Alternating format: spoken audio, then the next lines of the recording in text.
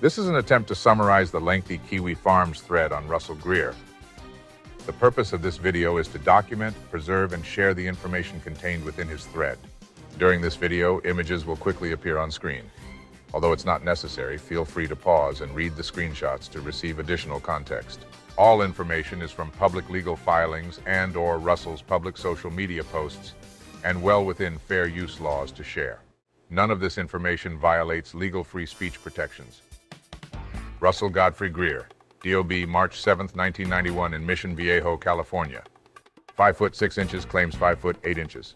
Russell believes flattery will get you anywhere, which is not true, especially in the way he thinks it does. Birth name Brett Ross. Russell was born with a facial disability called Mobius syndrome, which he frequently misspells as Mobius syndrome, and was put up for adoption.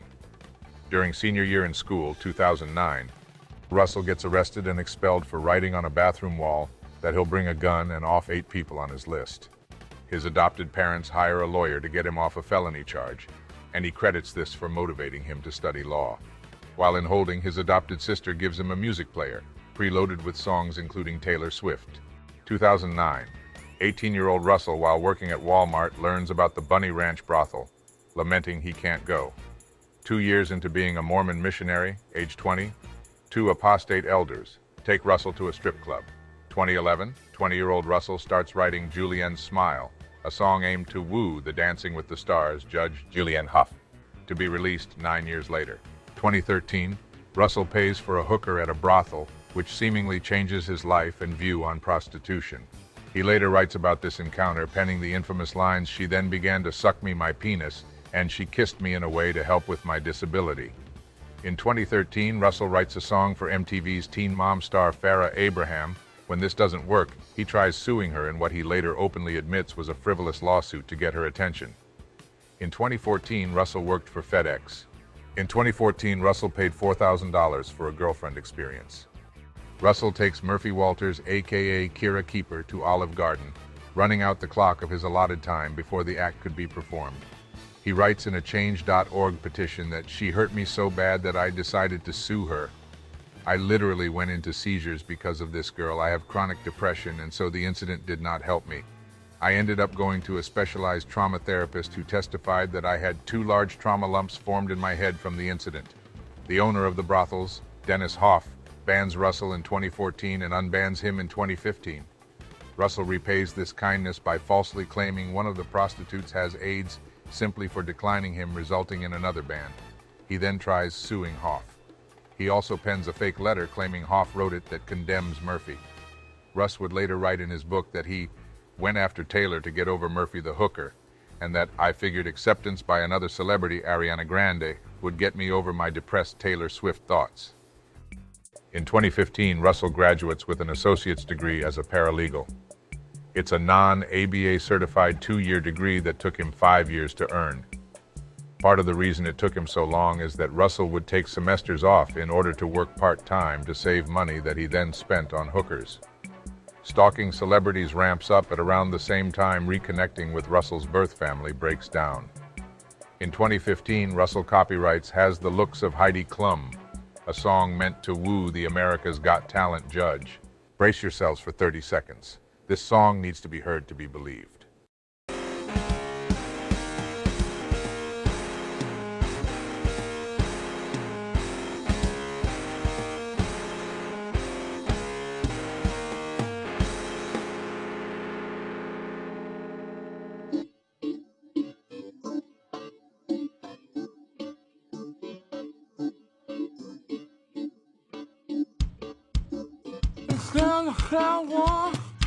Okay, enough of that. You get the picture. Just in case anyone thought Russell's talents were being overlooked due to his disability, Russell writes an awful script for a Holocaust movie called October's Uprising.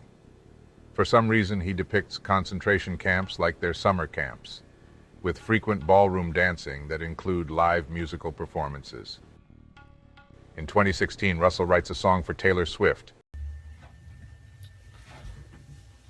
Hey everybody, how are you?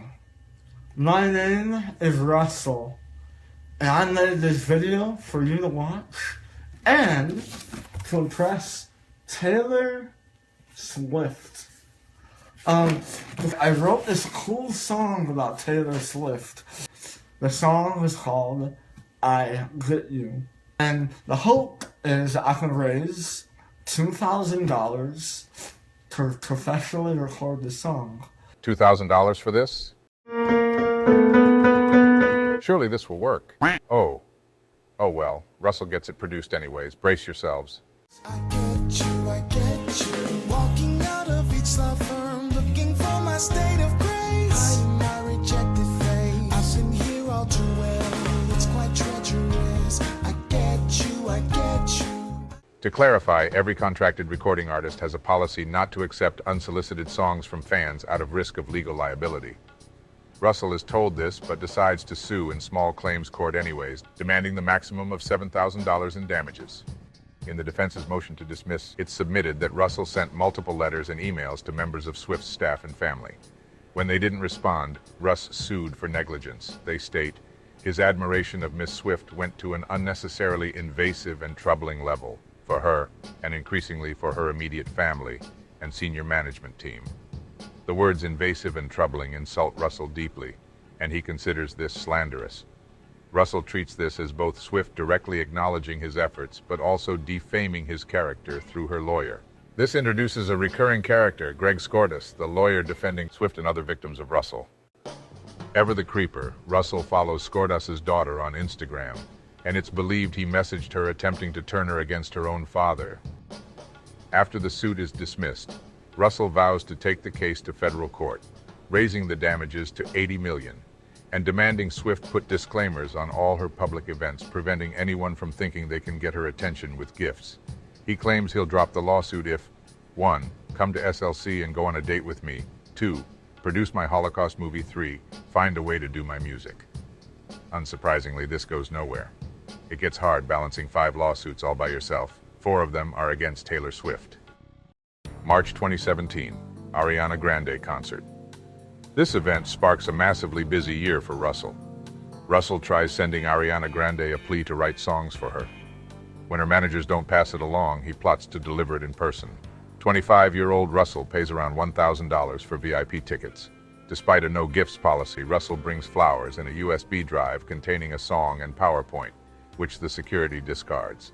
After the event, Russell writes positively about the experience, presuming his pitch was successfully delivered. After realizing it failed, he later changes his mind and claims that the security mistreated him. How is unknown. His story changes depending on how sensational he needs it to be, claiming things like they discriminated against him, manhandled him, and/or insulted him. No evidence for any of this exists. Russell then sues Scooter Braun, Ariana's management, for the maximum of $7,000 in damages or an apology. Russell posts daily about the Ariana Grande trial, giving himself a 95% chance of victory. I'm ready to knock Ariana's lawyer on his ass with my evidence, and there will be blood. I'll take this opportunity to remind everyone that any lawyer will tell you that if you're engaged in a lawsuit, you should avoid talking about it, especially on social media. Before the trial, Russell says something to his landlord's sister so inappropriate it gets him evicted. Russell is contacted by Judge Judy's team inviting him onto the show for the Ariana Grande suit. He declines for various reasons, including his fear of flying, the show's $5,000 reward limit, and no guarantee of Ariana's physical presence. August 2nd, 2017, the Ariana Grande trial happens. Russell is awarded $1 gajillion. Just kidding. Russell shows up late, after his case is dismissed with prejudice, and he's ordered to pay $1,500 in fees. The defense cites Russell's Facebook posts, nearly charging him with a felony over his perceived threats. Believe it or not, Russell doesn't take this well.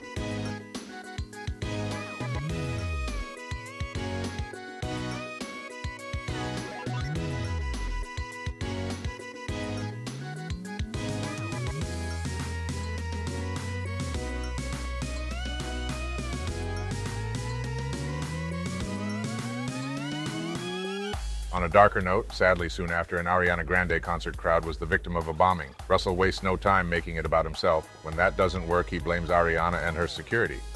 What a nice guy.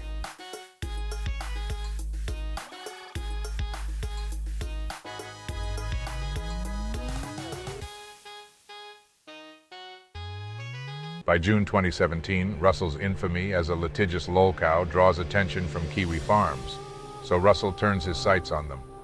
Russell claims, contrary to what the site owner says, I highly doubt he is protected by federal law. He is. An intrepid Kiwi sits in the courtroom and documents the proceedings and writes a transcript.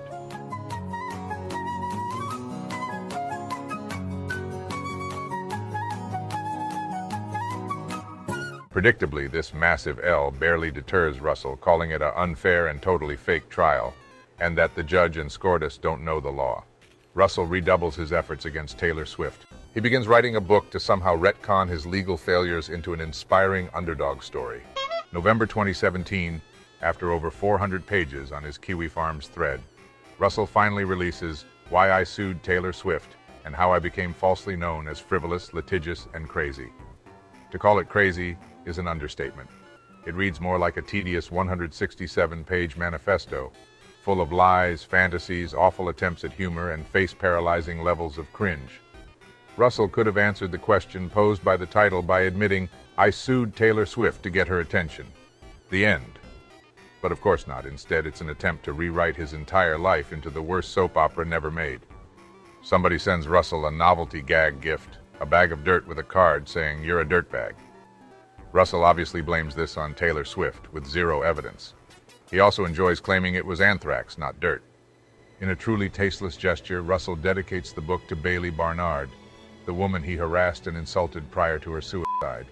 His culpability is flimsy, but he likely didn't help.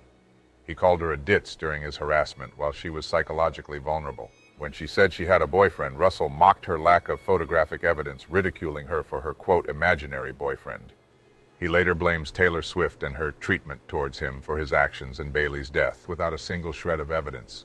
Unsurprisingly, this ramps up hostilities against him, both from Bailey's friends and the followers of his antics, whom he falsely blames. The book gets bombarded with one-star reviews, and upon questioning, Russell has to admit much of the events are fictional. Obvious question: if you're going to just admit to lies in the book publicly later, why omit those details from the book in the first place, citing privacy and legal liability? What's the difference? Russell writes an essay. Why I'm making it legal for your 18-year-old daughter to get in bed with a complete stranger for only $500. A short essay from a pro se litigant who is challenging the Utah brothel bans in federal court. In essence, he's arguing to make it illegal not to exchange sex for $500 under discrimination laws. It's then when he envisions creating the Mile High Neon, his fantasy brothel. July 1st, 2017, Russell posts a change.org petition. In it, he petitions a prosecutor to press charges against Dennis Hoff for banning Russell from his brothels. Notable details include Russell admitting to spending $14,000 on hookers. Wow, over 4 years. Russell believes it's against the law to ban disabled people from anywhere for any reason, which is absurd. Russell claims he's hiring a designer to create a video game starring himself. Also that he hired a British voice actress to read an audiobook version of Why I Sued Taylor Swift. Neither of these materialize. Other notable victims include Katy Perry and Kylie Jenner, targeted with the same logic as Taylor Swift, that making songs for them entitles him to their attention. December 24th, 2017. A lengthy email exchange begins, ending January 13th, 2018, between Russell and a catfish claiming to be Katy Perry's personal assistant, Allison. The catfish releases this on Kiwi Farms as a Word document. They also post a video Russell sent to try and mend relations with the catfish. I want this to work out, please. Russell posts, I'm done with you, Kiwi Farms. You want fucking war? I'll give you motherfucking war. Russell petitions Facebook to remove the laughing emoji, calling it a tool for cyberbullies. You can guess why. November 2017, the poor reviews on Russell's book causes him to post suicide bait. Russell enacts vengeance by leaving one-star reviews for several places of business, past jobs, and schools. Russell pays someone on Fiverr for a photographic endorsement. This entire time, Russ is still paying for prostitutes and having negative experiences and public meltdowns over them. During this time, the LDS Church excommunicates Russell, apparently making him an enlightened atheist. I have said many things that I regret. For anybody to parade around my mistakes, though, is just as bad. Remember that. What? Russell asks many interesting questions on Quora. I have decided to contact Time magazine and remove Taylor Swift, under the premise that being discriminated by Taylor Swift is tantamount to sex abuse, and she should be #MeToo'd. October 3rd, 2017, Russell posts an alleged eviction notice, blaming this on his suit with Taylor Swift. More likely, this was just a regular notice of an end to a month-to-month rental, and Russell is just lying to be dramatic. At one point, a comment to one of his FB posts gets more likes than his original post. Russ anguishes over this, calling himself a bamboon. The word bamboon becomes a popular meme in Russell's Kiwi thread. Russell gets roasted by a former classmate. Another former classmate, who goes by Nippleless Woman, aka La Luna, joins the KF thread, page 500-ish, answering many questions about Russell's backstory, coining the terms Strokey the Snowflake and God's favorite idiot. Russell's New Year's resolution for 2018 is truly unhinged. He says the damage is already done for me to walk away. There would be more damage if I let Taylor Swift go than if I try to stop her. I'm not backing down. He promises to send each concert venue Swift is slated to perform a letter demanding that her shows be canceled. When she apologizes, I will stop. Yikes. Russell files his lawsuit for $100 million, posting about it under as many of Swift's Facebook posts as he can, attracting negative attention from her dedicated fan base, which only adds to his list of enemies. His harassment even extends to writing, quote, bombshell allegations to press outlets. Despite her doing nothing to him, for some reason, he believes if she doesn't respond, he'll be awarded a victory by default. His motion for default judgment is so dramatic and nonsensical, it attracts attention from YouTube lawyer Nick Rekieta. Russell fails at serving Swift, getting scammed in the process. Losing hope for millions in damages drives Russell over the edge. Russell rewrites I get you, changing it into I don't get you. Damn! Taylor Swift, you fucked up now? Now you have fucked up! Russell goes vigilante, taking the law into his own hands. If he can't make Taylor Swift suffer through legal means, he'll produce a diss track so damaging she will ignore him no longer. I'm starting to feel bad making you listen to these terrible pieces of shit songs, but they're as integral as his legal filings to understanding Russell's overall crusade. This time he pays for a short animation introducing the song. Let's endure them both. In 2016, I reached out to Taylor Swift. In a way that she legally could not receive. As a disabled songwriter, I had seen her help others, and it gave me confidence that she would be open to my efforts. The difference is that they didn't send her original songs. But good intentions hit the fan. Greer commonly mixes his metaphors to try and sound poetic. It never works. And I was told by her representative that she didn't like my efforts. I was heartbroken. Maybe it was a case of telephone gone wrong. Wrong. Russell refused to take no for an answer and harassed Swift's family. That's what they didn't like, specifically. But it attracted trolls. And has led to evictions, job loss, and a ruined reputation. Maybe let that be a lesson to stop harassing celebrities for their affections. Doing what any artist would do, I decided to write a song about it. Or not. And hopefully let Taylor see my pain. In other words, he doubled down to get her attention. It would be great That would be great. if this song opens doors, but at the very least, I hope this song allows her to personally see how much impressing her meant to me. We all have a celebrity crush. Taylor Swift was Russell Greer's celebrity crush, but she discriminated against him. Even if she did, and it had nothing to do with her recording contract, that's well within her legal rights. So he wrote a song about it. The voiceover guy sounds like he's trying not to laugh. Please listen to I Don't Get You, Taylor Swift, now on Spotify. It's making me say, girl, I don't get you. The not Taylor Swift, girl, I don't get you. Say things you really don't mean. Thanks for putting up with all that. Shout out to the YouTube channel, The Great Citruset, for dutifully archiving the videos that Russell shares on social media. And thanks again to the farmers in general. Speaking of, Russell finds out that people on a forum are talking about him without his permission. Oh no. Russ writes the owner a veiled legal threat. Null replies, fuck off, retard. Man who sues for attention, sues again when he gets too much attention. Ironically, he's tried harassing Taylor Swift more than anyone has ever harassed him combined. He wants to claim copyright infringement, even though all that's being shared are links or screenshots from other websites. Null graciously reminds everyone that catfishing lolcows goes against the fundamental culture of the forum, and that observing yields funnier results than interacting. You could argue Russell harasses models on Instagram way more. It's remarkable in one breath he can say that only weirdos want to bring down people, and then in another breath say he's the equivalent to AIDS in Taylor Swift's Bad Blood. Like, I don't even want to know what this one's all about. He'll tie her to prostitution? What? Wait, seriously? I don't even... What? Russell, what the hell, man? What did he mean by this? Russell blames feminism for why sex in public isn't legal like it is in Guadalajara, Mexico. Wait, does that count as based? Anyway, Russell promises adapting Why I Sued Taylor Swift into a romantic comedy. This never happens. oh no. Taylor gets political and things get super obnoxious, inspiring Russell to add female politicians to his list of victims. Dennis Hoff passes away in 2018. Russell takes this opportunity to retcon their relationship. Reminder, he tried getting Hoff criminally prosecuted. Speaking of brothels, when Russell isn't suing pop stars, he's trying to get prostitution legalized in Utah, partly to stick it to the Mormons who adopted and raised him. He says that the state is controlling my destiny and my penis, which just sounds hilarious. At one point, a Chinese gossip site writes about Russell, labeling him a magical star buddy, which is a hilariously bad mistranslation of delusional celebrity stalker. The fantastic life of a magical star buddy involves cleaning flipping toilets. Their magical kingdom has a 14 out of 100 safety rating and an impressive number of 38 sex offenders within a magical mile. Dead hiker likely killed by cougar. Stay out of the cougar's habitat. No. Stay out of the cougar's habitat. No. Swiftie for life. Weirdo.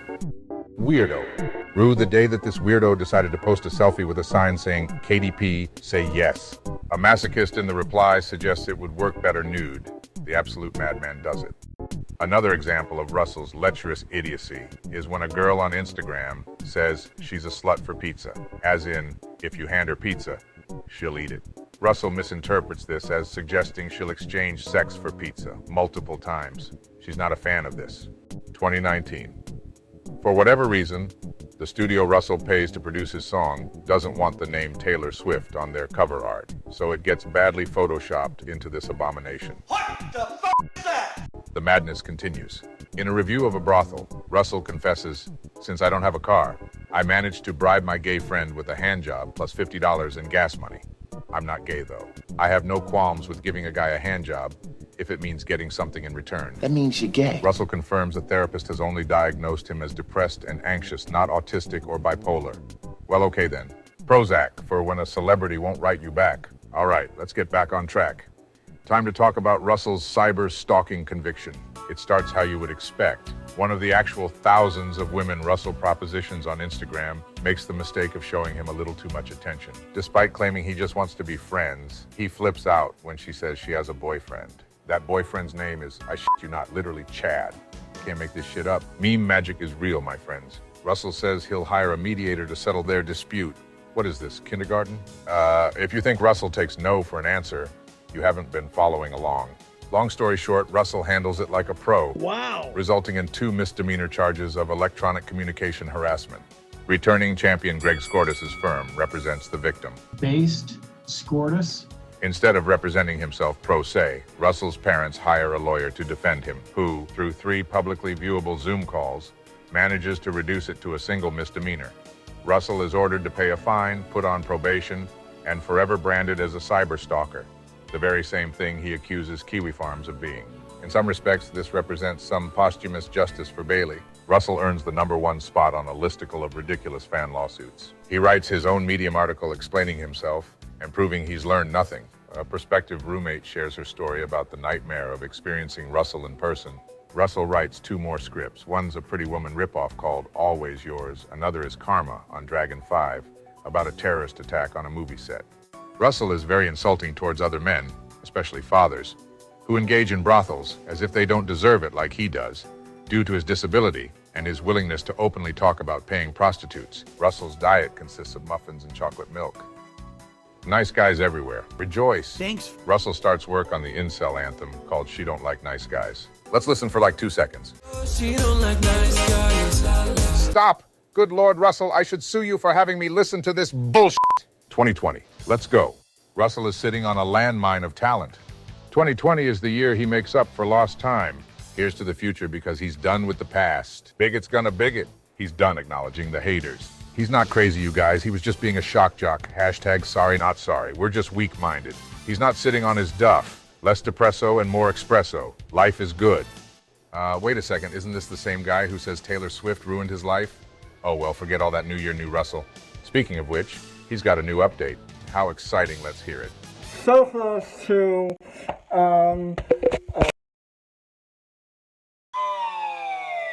Okay, fine. I'll just spoil it. Russell sues Taylor Swift yet again. This time it's for $22 million. Why did he go down from 80 million to 22?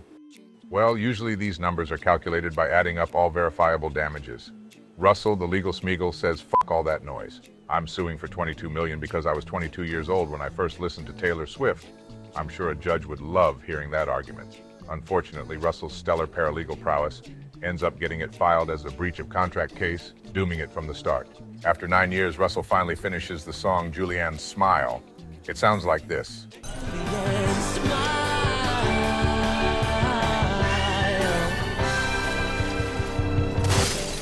Okay, reused boss is out of the way. Now let's welcome a new challenger.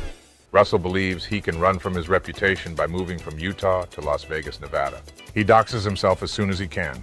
Another reason he moves is to be closer to the studios for America's Got Talent. He pays a band $3,000 to give himself an edge during his audition, performing his original song called Walks Like Heidi Klum. No. Russell believes the talent show judge won't be able to resist a song about herself. Unexpected to nobody but Russell, this ploy is unsuccessful, but Magical Star Buddy has a plan B up his sleeve. That's right, discrimination lawsuit time. He demands they let him on the show. Can you imagine what an audience would feel about a contestant who lost, but sued to be let on the show anyways? Can you imagine what the judges would feel about this person? Apparently Russell can't. His court filing is what you'd expect by now. A rambling, incoherent mess restating his life story, alleging discrimination and intentional infliction of emotional distress, and requesting $800,000 in punitive damages. Unbeknownst to Russell, these televised talent shows anticipated his particular brand of crazy. They make you sign a contract before auditioning that says that any legal dispute has to be settled through arbitration instead of through a regular court. In a nutshell, he's told the preliminary judges just didn't like his act and to get over it. With no option to appeal, this wastes Russell's audition cost, his court filing fee, and his move to Vegas. With Heidi Klum now out of reach, his new target is Giovanna Ventura, an Instagram model with millions of followers. He makes her a song about body positivity. She doesn't follow him back. The song after that is called Getting Me Through, a generalized ballad with no particular recipient. These songs sound like this. Yeah, Giovanna. And this. Getting me through. Okay, enough of that. New topic. Russell creeps on hundreds of Instagram models. Here's just one example. Pretty cool, actually. She's a literal squirrel girl. She cares for the little critters and cosplays as the comic book character. Russ was smitten until she rejected his advances. Thanks, Butter.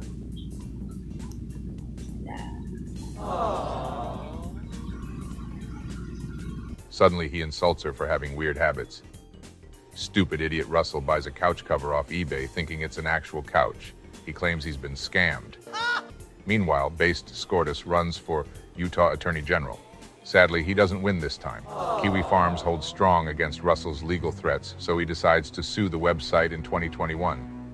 Scortis graciously offers to defend the site's owner for a flat fee, mitigating the damage suffered for years at the hands of this convicted cyberstalker. In Russell's own words, when Greer's name is mentioned, it's like Scortis is summoned to answer the call of duty. The risk is too high to ignore. A lawyer must respond, despite the frivolity of Russell's lawsuits. At the same time, Russell is poor enough to waive his filing fees, and he's too broke to be countersued. He files hundreds of pages, too many to share, restating his multitude of plights. It's worth pointing out that posters in the thread have not shown interest in directly contacting Russell for years now. September 21st, 2021. Russell's case against Kiwi Farms is dismissed with prejudice for failing to state a cause of action. He appeals. Ironically, Russell's appeals are filled with unsubstantiated accusations, committing more actionable slander against the site than was ever alleged about him. His filings are filled with countless errors. In one filing, every page is labeled as page 6. They're without merit and meant to just insult and annoy, making Russell the very definition of a vexatious litigant. In an unexpected twist, Russell manages to corral a naive, gullible law firm called the Digital Justice Foundation to help appeal his dismissal. All this manages to do is annoy the site's owner enough to open up new avenues for donations. Frequent readers of the thread, myself included, help fund his legal defense. Nick Ricata covers this new development, encouraging good Samaritans to donate to Null. With some of the usernames being Ugly Troll for You, Zombie Face, and Rustard, which is a combination of plaintiff's name and the word read. Oh, thank you, Russell. I wasn't sure.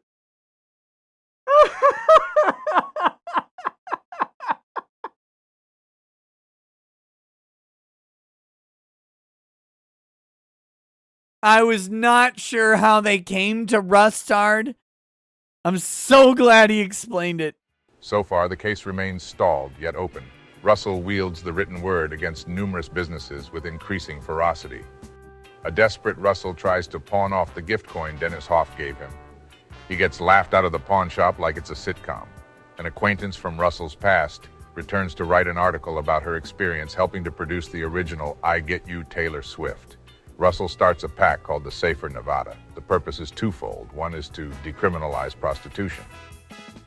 The second is to flirt with potential employees for his imaginary brothels. He gets ran off of Twitter by crazy sex workers. You ever hear the term, he couldn't get laid in a whorehouse? That's Russell. Word gets around after all. A male escort from Rent.men joins the forum, sharing verified flirty conversations between the two. Russell Greer? More like Russell Queer. Ha! Sorry. Not that there's anything wrong with that. No, of course not. I mean, it's fine if that's who you are. Absolutely. It just seems ironic, considering how far he goes to be noticed by women. It can't be overstated how much Russell creeps on Instagram models, up until the point they show off a boyfriend. Then he goes right into jealous attack mode. He's done this routine countless times, including the creation of the saggy pants thug meme. Even after being outed, he remains in the closet. That's fine, I guess. Moving on. Russell celebrates his 30th birthday with a teeth whitening. The terrifying fusion of teeth and technology. Thought-seeking optical implants hardwired to a tactical slurp launcher. This is Cyber Russ 2021. Before we dive into 2022, a helpful Kiwi who goes by Bubble Wrap wrote up a list recapping the highlights of 2021, covering everything I may have missed. Russell starts off optimistic, saying, "I'm so hoping 2022 is my year. I have stories and songs that deserve to be heard." By now, he's filed 10 lawsuits in civil court, a blistering rate of at least once a year. By now, he's spent over $15,000 on brothels and climbing. Russell's next movie script is an unauthorized biography of Billy Joel, probably as a way to hit on his daughter. This plan changes to a modern pop cover of Joel's song called Big Shot. Neither of these happen. Outside of creeping on Instagram models, Russell's social media posting has winded down drastically. At this point, the Kiwi Farms thread has evolved into a self-sustained community that primarily jokes among themselves. I can't thank them enough for all the laughs. Russell bothers Giovanna's family, begging her to pass along the song. Since Giovanna didn't acquiesce to Russell, he starts pestering her cousins to get her attention. Classy. Leave me alone!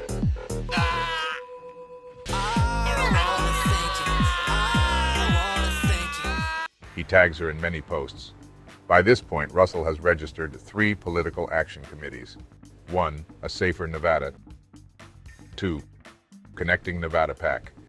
This is to create a train that'll take Russell to his brothels. 3, a Committee for Internet Change, Nevada.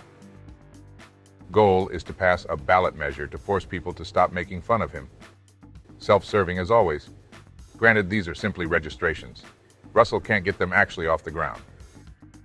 Russell tries inserting himself as a defendant in an anti-trafficking case on the merits that being a sex buyer represents a significant protectable interest.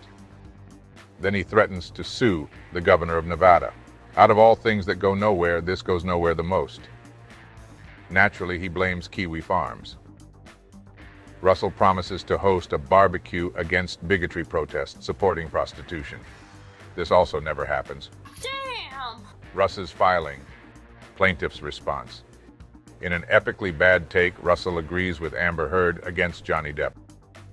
He also promises to write a song about her. Sadly, he doesn't follow this up. In July, Russell seeks out a payday loan. This comes back to bite him in the ass later. When Kiwi Farms goes down for a time, Russell takes this opportunity to gloat and lie about the website. Too bad, shit lips. You're here forever, creep.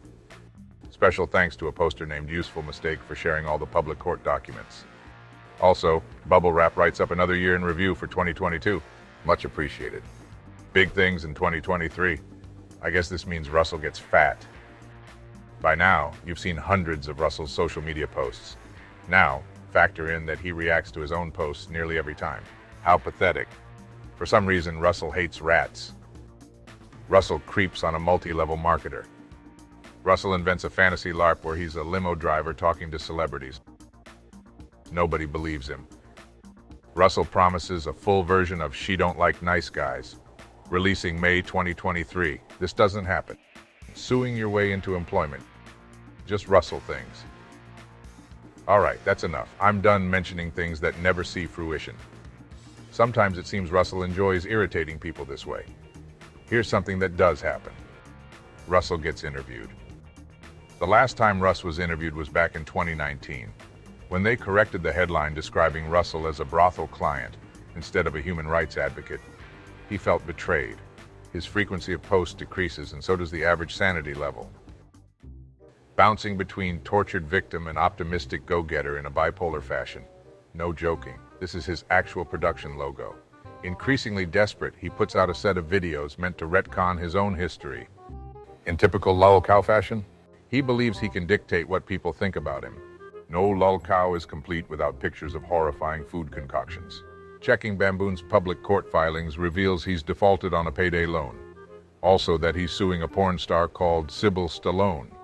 She drew his ire by warning others in the industry to be wary of Russell. Shown on screen is his cause of action. Notice how it doesn't even show what defamatory allegations Sybil is claiming. After so many years filing lawsuits, the world's worst paralegal hasn't learned a damn thing. Apparently, he believes suing her will repair his reputation. In situations like these, it's typical that a lolcow will proudly boast that they've changed and improved to the point that this reputation might as well belong to someone besides themselves. But of course, almost never does someone change that dramatically, especially in the case of lolcows. Well, that pretty much wraps up 2023 so far. Let's have a quick Q&A segment. Q. Is Russell a physical threat? Although Russell has the potential of going postal, his facial disability makes it so his eyes can barely move. Additionally, he's a pipsqueak who can easily be outmaneuvered and overpowered. Luckily, he's very recognizable, so if you see him acting suspicious, simply startle him by yelling, "Is that Taylor Swift?" and disarm him. For some reason, Russell is allowed to drive a car, which is potentially a more dangerous possibility. Q. How much did Scortis charge Null to defend Kiwi Farms from Russell? A flat fee of $7,500. Considering how long it's being drawn out, this was a bargain. The idiot lawyers representing Russell filed multiple extensions on the basis of illness. Nothing frivolous about that. No, sir. Q. So what's next for Russell Greer? As of this video, he's currently involved in 3 lawsuits with a payday loan company, the Kiwi Farms, and the woman he thinks is single-handedly ruining his budding political career. He'll most likely lose these cases and then move on to terrorize more innocent people through the legal system. If it's any consolation, he is doomed to live in a hell of his own creation. A fitting punishment for him is to remain as Russell Greer. If you have any questions, please let me know in the comments so they can be answered in a future update.